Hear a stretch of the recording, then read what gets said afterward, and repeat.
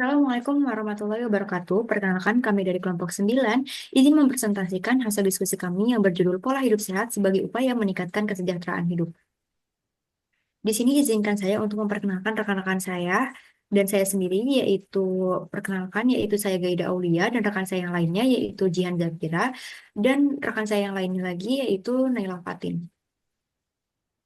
Di sini saya akan mempresentasikan tentang latar belakang, yaitu seperti yang kita ketahui bahwa kunci dari kesejahteraan hidup yang utama adalah kesehatan. Pola hidup sehat adalah suatu jembatan untuk individu upaya mencapai hidup yang sehat. Pola hidup yang sehat tidak hanya memberikan dampak fisik yang sehat, namun juga dapat mempengaruhi kesehatan psikologis atau mental, hubungan sosial dan keseimbangan emosi dan spiritual. Penelitian sederhana ini bertujuan untuk mengkaji bagaimana sih pola hidup sehat bisa mempengaruhi banyak aspek dan memberikan dampak positif yang luas. Selain itu, peneliti ingin memberikan pemahaman mengenai apa alasan dan kendala masyarakat dalam menerapkan pola hidup sehat dan memberikan solusi upaya meningkatkan kesadaran akan pentingnya menerapkan pola hidup sehat. Adapun tujuan dan rumusan masalahnya, yaitu tujuan dari penelitian sederhana ini adalah untuk menganalisis dan mengkaji tentang dampak dari menerapkan pola hidup sehat terhadap kesehatan fisik, psikologis, sosial, dan emosi. Penelitian ini juga bertujuan untuk memberikan pemahaman mengenai alasan beberapa masyarakat masih memiliki kesadaran yang minim tentang menerapkan pola hidup sehat, serta memberikan beberapa informasi terkait meningkatkan kualitas hidup dengan memperbaiki pola hidup. Ada rumusan masalahnya, itu terdapat 3 rumusan masalah. Yang pertama itu mengapa penerapan pola hidup sehat bisa mempengaruhi kesehatan fisik, psikologis, sosial, dan emosi seseorang. Dan yang kedua yaitu apa saja sih kendala yang kerap dihadapi masyarakat dalam menerapkan pola hidup sehat. Yang ketiga yaitu bagaimana cara meningkatkan kualitas hidup dengan pola hidup sehat. Adapun batasan dan manfaatnya yaitu batasannya hanya berfokus dengan pengaruh pola hidup sehat terhadap aspek fisik, psikologis, sosial, dan emosi seseorang. Penelitian ini juga dilakukan pada kalangan remaja di wilayah sekitar dan tidak berkaitan dan membahas tentang campur tangan medis atau segala faktor ekonomi secara mendalam. Adapun manfaatnya yaitu manfaat teoritis, memberikan pemahaman mengenai pengaruh pola hidup sehat terhadap beberapa aspek. Yang kedua itu manfaat praktis, memberikan beberapa tips dan panduan sederhana mengenai pola hidup sehat dalam kehidupan sehari-hari. Yang ketiga yaitu manfaat sosial, meningkatkan kesadaran masyarakat tentang betapa pentingnya menerapkan pola hidup sehat. Selanjutnya boleh di next oleh rekan saya. Terima kasih. Kemudian ada landasan teori. Yang pertama adalah pola hidup sehat. Pola hidup sehat merupakan kebiasaan atau gaya hidup yang mencakup berbagai aspek seperti pola makan yang bergizi, kemudian aktivitas fisik yang berkaitan juga dengan manajemen stres dan terlupa dengan kualitas tidur. Pola hidup sehat memiliki dampak yang signifikan terhadap kesehatan fisik, psikologi, sosial, serta keseimbangan emosi dan spiritual menurut seorang Hidayat 2020, penerapan pola hidup sehat dapat mengurangi risiko penyakit, meningkatkan fungsi tubuh, serta mendukung stabilitas mental dan emosional. Yang selanjutnya adalah faktor yang mempengaruhi pola hidup sehat. Yang pertama adalah kesibukan individu, yang kedua ada gaya hidup modern, yang ketiga ada kesadaran dan pengetahuan. Next. Kemudian ada dampak pola hidup sehat. Menjaga kesehatan secara baik melibatkan berbagai aspek yang saling terkait, yaitu kesehatan fisik dapat ditingkatkan melalui pola makan yang bergizi.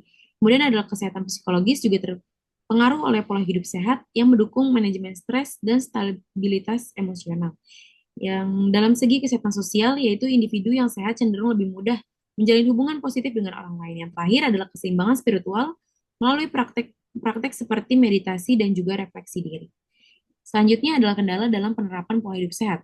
Penelitian menunjukkan bahwa masyarakat kerap menghadapi berbagai kendala saat menerapkan gaya hidup sehat. Hal tersebut antara lain kurangnya waktu, tekanan pekerjaan, kebiasaan buruk, kurangnya stres, kurangnya akses terhadap informasi dan fasilitas pendukung lainnya. Next. Selanjutnya adalah strategi meningkatkan pola hidup sehat. Pendidikan dan yang pertama adalah pendidikan dan kesadaran, meningkatkan pemahaman masyarakat tentang pentingnya pola hidup sehat melalui kampanye kesehatan dan edukasi. Selanjutnya adalah manajemen waktu, mengatur jadwal aktivitas harian untuk memastikan waktu cukup untuk olahraga, istirahat, dan juga makan sehat. Kemudian adalah motivasi dan dukungan sosial, menciptakan komunikasi atau kelompok pendukung untuk saling memotivasi dalam menjalani gaya hidup sehat. Terakhir adalah pemantauan teknologi, menggunakan aplikasi sehat untuk memantau kebiasaan sehari-hari seperti pola makan, durasi tidur, dan juga aktivitas fisik lainnya. Next. Kemudian ada penelitian terdahulu. Penelitian sebelumnya menunjukkan bahwa penerapan pola hidup sehat memiliki kaitan erat dengan peningkatan kualitas hidup. Menurut Hapsari 2020 mengungkapkan bahwa individu yang menjaga pola makan sehat, berolahraga secara teratur, dan juga tidur yang cukup memiliki resiko lebih rendah terhadap penyakit kronis dan gangguan mental. Next,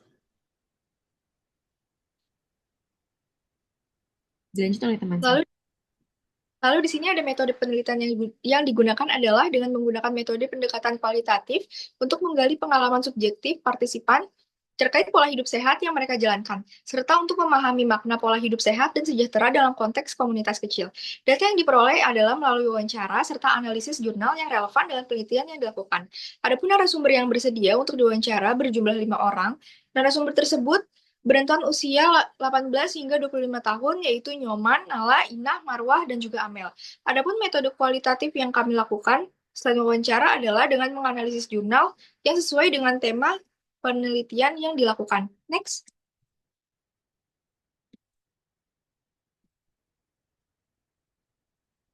Lalu di sini ada tempat, waktu, dan juga teknik. Tempat dan waktu penelitian, penelitian ini dilakukan pada organisasi Karang Taruna yang berada di Komplek Kodam Jaya Cipayung, Jakarta Timur. Pemilihan lokasi dilakukan secara purposif, yaitu berdasarkan kesesuaian dengan kriteria penelitian seperti memiliki anggota yang aktif dalam menjalankan pola hidup sehat, serta mendukung kesejahteraan bersama melalui kegiatan-kegiatan komunitas. Penelitian dengan metode wawancara ini direncanakan berlangsung selama 6 hari, dimulai daripada 13 Desember 2024 hingga 18 Desember 2024.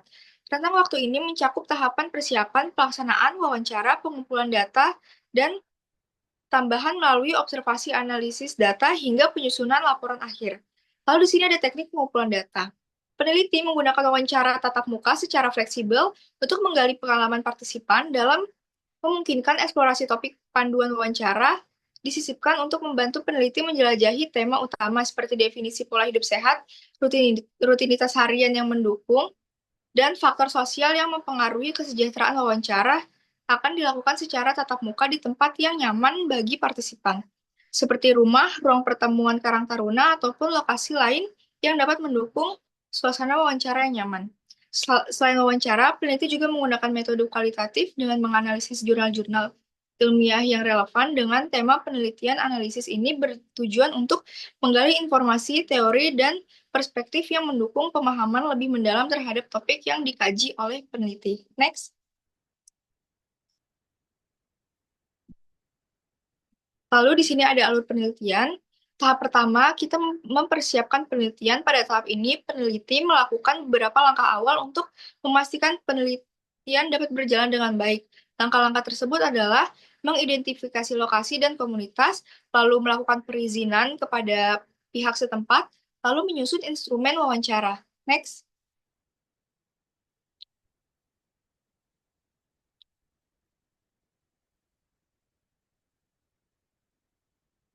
Lalu di sini ada pengumpulan data. Pada tahap ini, peneliti melaksanakan wawancara mendalam dengan partisipan yang telah dipilih. Pelaksanaan pengumpulan data dapat mencakup wawancara dan juga analisis jurnal. Next. Lalu di sini ada pertanyaan yang pertama tentang bagaimana partisipan mendefinisikan tentang pola hidup sehat. Narasumber satu beranggapan bahwa pola hidup sehat adalah dengan menjaga pola makan yang bergizi, konsisten berolahraga, dan juga istirahat yang cukup. Narasumber dua berperspektif pola hidup sehat dengan menghindari kebiasaan buruk seperti merokok dan mengurangi konsumsi makanan cepat saji. Sementara itu, narasumber tiga mendefinisikan pola hidup sehat dengan menjaga tubuh agar tetap bugar. Narasumber 4 mendefinisikan pola hidup sehat dengan menjalani rutinitas harian yang disiplin seperti makan tepat waktu dan memilih makanan yang bergizi. Lalu narasumber 5 mendefinisikan pola hidup sehat yaitu dengan memperhatikan jadwal tidur yang cukup dan menghindari penggunaan teknologi yang berlebihan. Next. Lalu di sini ada pertanyaan kedua tentang apa saja kebiasaan sehari-hari yang dianggap dapat mendukung pola hidup sehat. Narasumber 1 menjawab tentang mengkonsumsi makanan bergizi yang seimbang. Lalu narasumber 2 beranggapan berolahraga secara rutin dapat mendukung pola hidup sehat. Lalu narasumber 3 beranggapan bahwa minum air putih dengan jumlah yang cukup dapat mendukung pola hidup yang sehat. Lalu menurut narasumber 4, dengan bersih-bersih lingkungan sekitar, dapat lebih banyak gerak dan produktif. Hal itu dapat mendukung pola hidup sehat. Lalu menurut narasumber 5, dengan berjemur setiap pagi, dalam waktu minimal 15 menit. Hal tersebut dapat mendukung pola hidup yang sehat. Next. Lalu di pertanyaan selanjutnya, ada apa saja usaha yang diterapkan partisipan untuk mendukung pola hidup sehat? Narasumber 1 menjawab, usaha yang diterapkan adalah dengan mengurangi konsumsi makanan instan seperti mie instan. Narasumber 2 menjawab, usaha yang diterapkan adalah dengan berjalan kaki minimal 5.000 langkah dalam satu hari. Narasumber 3 menjawab, biasanya melakukan gym dengan seminggu 3 kali secara konsisten. Narasumber 4 menjawab, menerapkan clean eating dalam kehidupannya. Narasumber 5 menjawab, dengan tidak mengkonsumsi minuman manis untuk mendukung pola hidup sehat. Next. Lalu di pertanyaan selanjutnya, ada tentang apakah partisipan mengalami perubahan setelah menerapkan pola hidup sehat dalam segi kesehatan maupun psikologis. Narasumber 1 menjawab, bahwa kesehatannya semakin meningkat ketika ia membatasi konsumsi mie instan. Lalu narasumber 2 menjawab, dengan ia rajin berjalan kaki dan konsisten berolahraga setiap pagi, dia merasa dirinya menjadi lebih fresh, bersemangat untuk menjalani aktivitas berikutnya, serta merasa jika rutin berolahraga, kondisi psikologisnya dapat lebih tenang dan dapat mengontrol emosi menjadi lebih tenang. Lalu narasumber 3 beranggapan dengan menerapkan gym, ia merasa perubahan yang signifikan di fisiknya, postur tubuh yang terlihat lebih bagus, serta menjadi tidak mudah stres. Narasumber 4 menjawab dengan menerapkan clean eating, ia merasa kulit wajahnya tidak mudah berjerawat. Sementara narasumber 5 menjawab dengan mengurangi makanan manis, ia merasa berat badannya stabil dan tidak mudah cepat naik. Next. Lalu di sini ada kendala yang sering dialami oleh partisipan, yaitu narasumber 1 beranggapan kendala yang dia alami adalah dari godaan lingkungan di sekitarnya. Lalu narasumber 2, godaan yang ia alami adalah keterbatasan waktu. Lalu narasumber 3 menjawab kurangnya motivasi sulit untuk mempertahankan semangat atau konsistensi dalam menjalani pola hidup sehat. Narasumber 4 beranggapan kendala yang ia alami adalah biaya yang cukup tinggi. Narasumber 5 beranggapan kendala yang ia alami adalah konsistensi kepada dirinya sendiri. Boleh di next? Apakah di komunitas Karang Taruna ini sudah menerapkan pola hidup sehat? Di sini saya bertanya kepada Ketua Karang Taruna, lalu dia menjawab biasanya organisasi kami mengadakan senam pagi setiap 1 minggu sekali di lapangan komplek kami, lalu setiap 1 bulan sekali kami mengadakan jalan sehat serta melakukan perawatan kebun untuk melestarikan apotek hidup di lingkungan rumah kami. Boleh di next?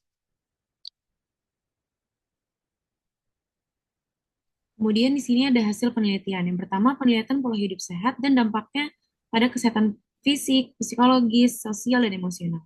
Penerapan pola hidup sehat memberikan dampak yang signifikan pada berbagai aspek kehidupan seseorang. Secara fisik, pola makan yang bergizi, olahraga teratur, dan kebiasaan menjaga dehidrasi tubuh membantu menjaga daya tahan tubuh dan mencegah berbagai penyakit seperti gangguan pencernaan dan obes. Seperti yang disampaikan oleh partisipan, dengan berjalan kaki setiap pagi, saya merasa diri saya lebih fresh, bersemangat untuk menjalani aktivitas berikutnya. Next.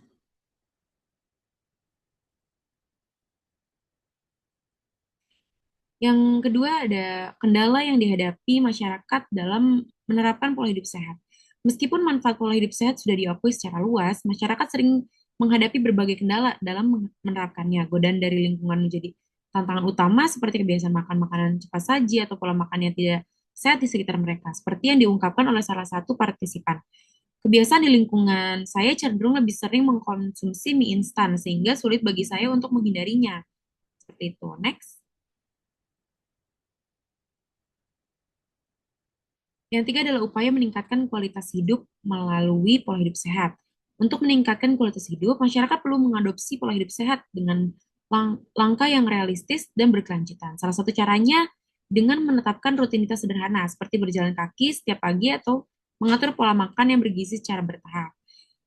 Seperti yang diungkapkan oleh salah satu partisipan, saya biasanya berjalan kaki minimal 5.000 langkah di taman dekat rumah sebelum berangkat bekerja.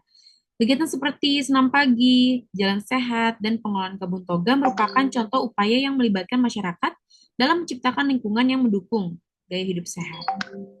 Next.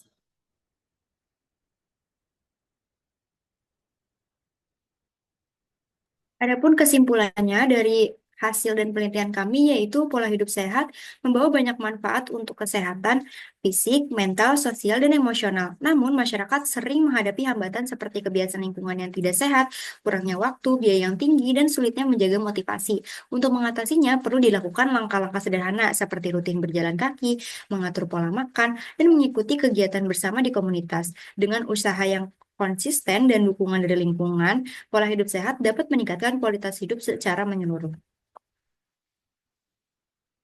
Sekian presentasi dari kelompok kami. Kurang lebihnya kami minta maaf. Terima kasih. Wassalamualaikum warahmatullahi wabarakatuh.